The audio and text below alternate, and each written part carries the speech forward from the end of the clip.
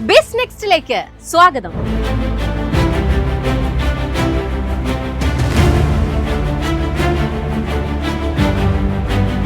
അടുത്തയാഴ്ച സാമ്പത്തിക മേഖലയിൽ എന്ത് സംഭവിക്കും?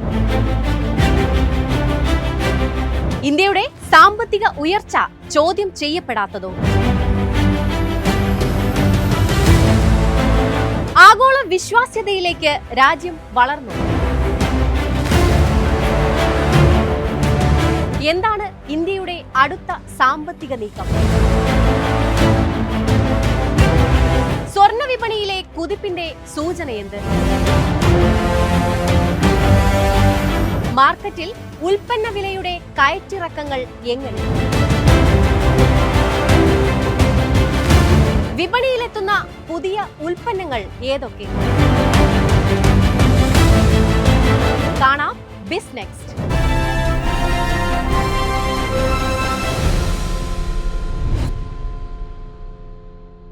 വരുമാനക്കുതിപ്പ് മാത്രമല്ല ഇന്ത്യ ലക്ഷ്യം വെക്കുന്നത്.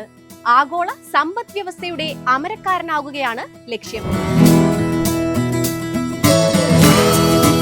ഇന്ത്യയുടെ സാമ്പത്തിക വളർച്ച ആഗോളതലത്തിൽ വേറിട്ടു നിൽക്കുന്നതാണ്.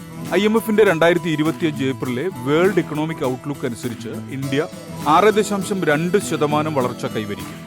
ഏറ്റവും വേഗത്തിൽ വളരുന്ന പ്രധാന സമ്പദ് വ്യവസ്ഥയായി ഇന്ത്യ മാറുമെന്നാണ് പ്രതീക്ഷ.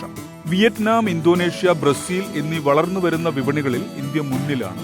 സ്ഥിരതയുള്ള ഉപഭോഗം, ഡിജിറ്റൽ സമ്പദ് വ്യവസ്ഥ, സുസ്ഥിരമായ പൊതുനിക്ഷേപം എന്നിവയാണ് ഇന്ത്യയെ നയിക്കുന്ന ഘടകങ്ങൾ. ആഗോള ഇടപാടുകളിൽ രൂപ ഇപ്പോഴും തഴയപ്പെടുന്നുണ്ട്. റിസർവ് ബാങ്ക് ഓഫ് ഇന്ത്യ 22 രാജ്യങ്ങളുമായി സ്പെഷ്യൽ റുപ്പി വോസ്ട്രോ അക്കൗണ്ടുകൾ സ്ഥാപിച്ചിട്ടുണ്ട്. സിംഗപ്പൂർ, ഫ്രാൻസ്, UAE, ശ്രീലങ്ക എന്നിവിടങ്ങളിലേക്ക് UPI വികസിപ്പിച്ചിട്ടുമുണ്ട്. കറൻസി അന്താരാഷ്ട്രവൽക്കരണത്തിന് ഇനിയും ഒട്ടേറെ കടമ്പകൾ താണ്ടേണ്ടതുണ്ട്. വിദേശ മൂലധന നിക്ഷേപത്തിലെ ഒഴുക്ക് ചെറിയ തോതിലെങ്കിലും കുറഞ്ഞിട്ടുണ്ട്. ഇവയെല്ലാം പരിഹരിച്ചു മുന്നേറാൻ വ്യാപാര ഇടനാഴികൾ വികസിപ്പിച്ചുകൊണ്ട് രൂപയുടെ അന്താരാഷ്ട്രവൽക്കരണം വേഗത്തിലാക്കേണ്ടതുണ്ട്. ആഗോള നിക്ഷേപ സംഗമങ്ങളിലൂടെയും നയ പ്ലാറ്റ്ഫോമുകളിലൂടെയും വിദേശ ഇന്ത്യൻ വ്യവസായ സമൂഹത്തെ ശക്തമാക്കുക എന്നതും പ്രധാനമാണ്. ഇക്കാര്യങ്ങളിൽ ഇന്ത്യ ശ്രദ്ധ ചെലുത്തിയാൽ ആഗോള വിപണിയുടെ നേതൃത്വത്തിലേക്ക് എത്താൻ ദീർഘനാൾ വേണ്ടിവരില്ല.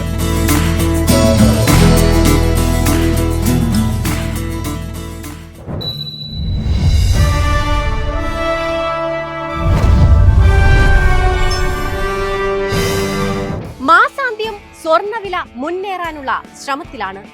വിശ്രമം അവസാനിപ്പിച്ച് കുതിപ്പ് തുടങ്ങുമെന്ന സൂചനയാണ് വിപണിയിലുള്ളത്.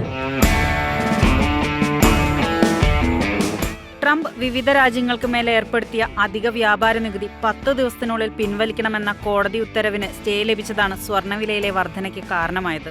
ഒപ്പം ഓഹരി വിപണിയിലെ ചാഞ്ചാട്ടവും പ്രധാന കാരണമായി.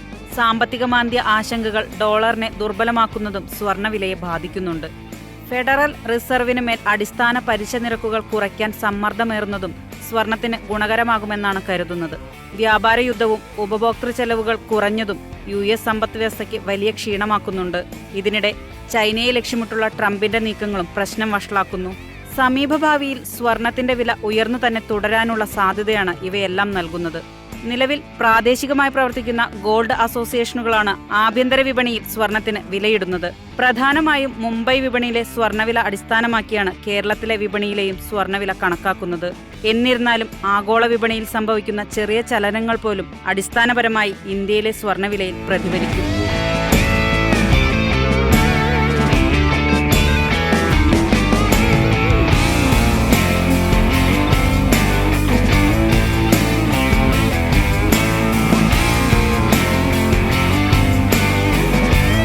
കാർഷിക വിപണിയിൽ അടുത്ത വാരം.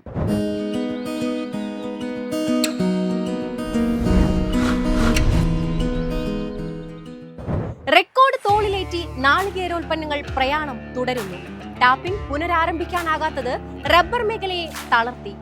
ജൂൺ മധ്യത്തിലും തോട്ടങ്ങളിലേക്ക് കടന്നു ചെല്ലാൻ പറ്റാത്ത അവസ്ഥയിലാണ് ഉൽപാദകർ. രാജ്യാന്തര സുഗന്ധ വിജ്ഞാന വിപണിയിൽ കുരുമുളകിൽ വിൽപ്പന സമ്മർദ്ദം. മലബാർ കുരുമുളകിന്റെ മാന്ദ്യം വിട്ടുമാറിയില്ല.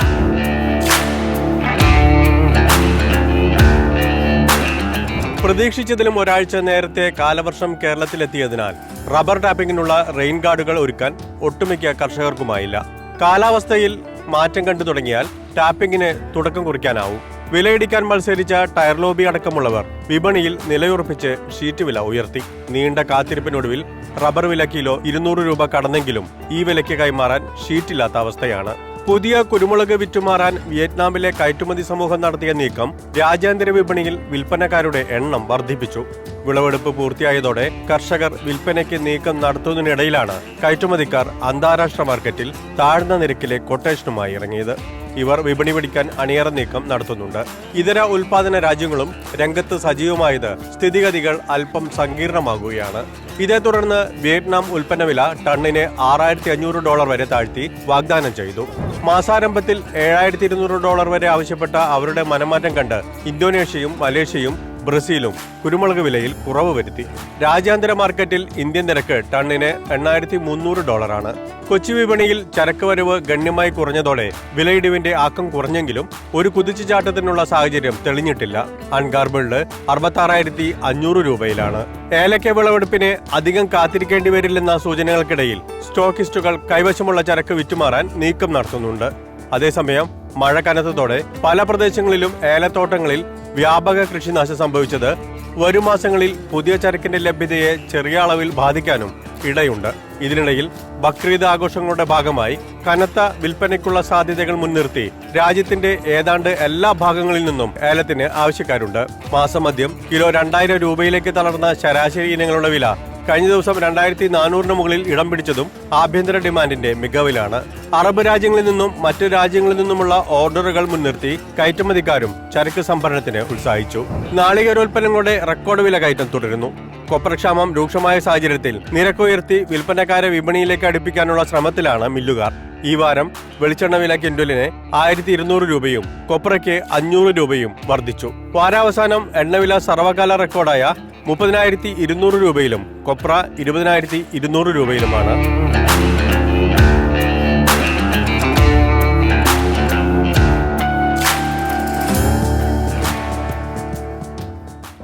ഇനി ലോഞ്ച് പാഡ്. പുതിയ ആഴ്ചയിൽ വിപണിയിലെത്തുന്ന പുത്തൻ താരങ്ങൾ.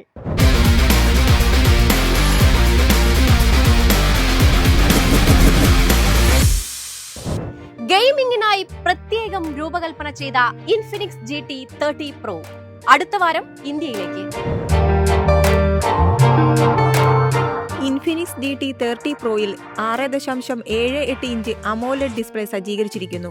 ഫ്രണ്ട് പാനലിൽ കോർണിംഗ് ഗൊറില്ല ഗ്ലാസ് 7i ആണുള്ളത്. പൊടി, വെള്ളം എന്നിവയ്ക്കെതിരായ പ്രതിരോധം കമ്പനി ഉറപ്പു നൽകുന്നുണ്ട്.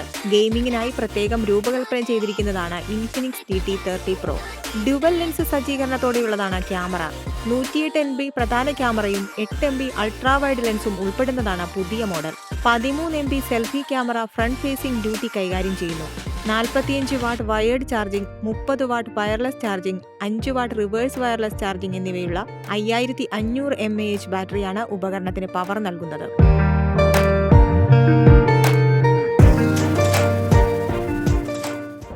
റെനോ കിഡ് EV വരുന്നു. പ്രധാന എതിരാളികൾ ടാറ്റ ടിയാഗോയും MG കോമറ്റും.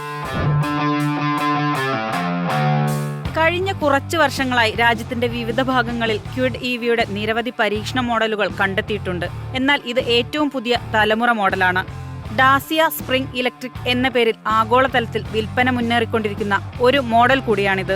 ഇന്ത്യയിൽ ലോഞ്ച് ചെയ്യുമ്പോൾ ടാറ്റ ടിയാഗോ EVയ്ക്കും MG കോമറ്റ് EVയ്ക്കും കനത്ത വെല്ലുവിളിയാകും ക്വിഡ് EV എന്നാണ് വിലയിരുത്തൽ. 26.8 കിലോവാട്ട് ബാറ്ററിയാണ് റെനോ ക്വിഡ് EVയ്ക്കുള്ളത്. 220 കിലോമീറ്റർ റേഞ്ചാണ് വാഗ്ദാനം ചെയ്യുന്നത്.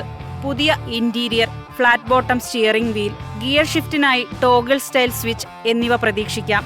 സാധാരണ ക്വിഡിനെ അപേക്ഷിച്ച് വലിയ touch screen, infotainment system, digital cluster എന്നിവയുൾപ്പെടെ നിരവധി പ്രീമിയം സവിശേഷതകളും പ്രതീക്ഷിക്കുന്നുണ്ട്. വിനോദവാരം.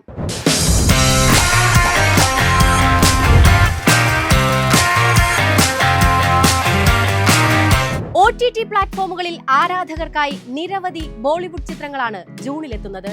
ചരിത്ര സിനിമകൾ മുതൽ ത്രില്ലറുകളും കോമഡികളുമായി വിരൽ തുമ്പിലെത്തുന്ന സിനിമാ വിശേഷങ്ങളിലേക്ക്.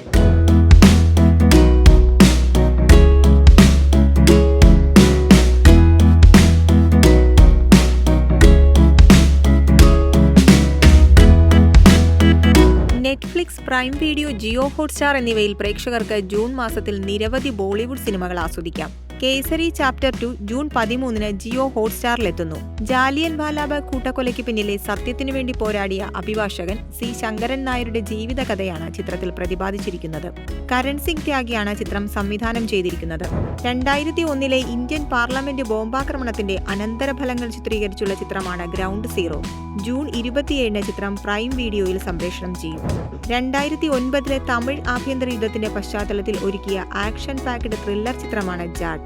ജൂൺ 6 ചിത്രം നെറ്റ്ഫ്ലിക്സിലെത്തും. കരൺ ശർമ്മയുടെ ഏറ്റവും പുതിയ റൊമാന്റിക് കോമഡി ചിത്രമാണ് ഭൂൽ ചുക് മാഫ്. ജൂൺ 6 പ്രൈം വീഡിയോയിൽ ചിത്രമെത്തും. വാരണാസിയുടെ പശ്ചാത്തലത്തിൽ ഒരുങ്ങുന്ന ഈ ചിത്രം ചെറുപട്ടണത്തിന്റെ ജീവിതത്തിന്റെ ആകർഷണീയത, പ്രശ്നങ്ങൾ, പ്രണയം എന്നിവ പകർത്തുന്നു.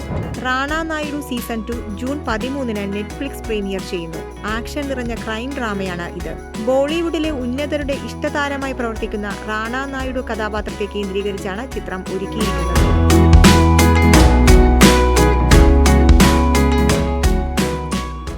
ഇനി പ്രധാന ഇവന്റുകൾ.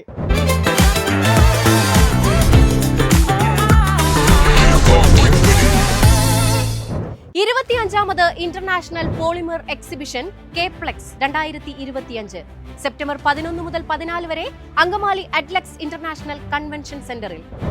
ലോക തേക്ക് സമ്മേളനം സെപ്റ്റംബർ 17 മുതൽ 20 വരെ കൊച്ചിയിൽ. ഇതോടെ ബിസ് നെക്സ്റ്റ് അവസാനിക്കുന്നു. അടുത്തയാഴ്ച കാണാം. ബൈ.